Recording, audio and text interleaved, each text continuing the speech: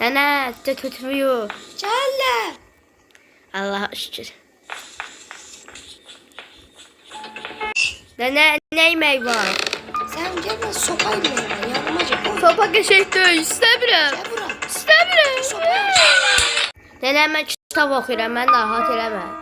Burada ne yazır? Burada. Gözde sen Her gel neyse. ama. Nene beni tutanmaz. Haradasın ne? Gel de gözde yaklanma. Qancıq tez gəl.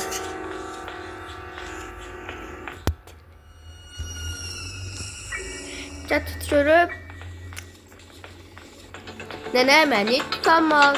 Nene beni tutamaz. Nene beni tutamaz.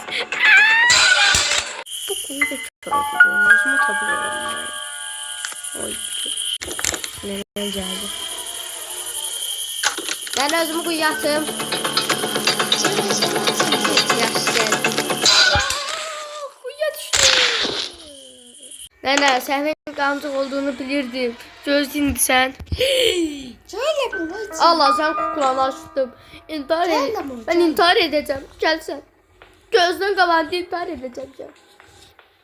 Öyle şey mi? İndiremem senin kaynattırırım.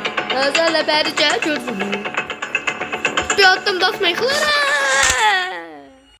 Nene ne olursun. Sen bana boyda zıp çektirdin. Şimdi hayvanı yiyeceksin.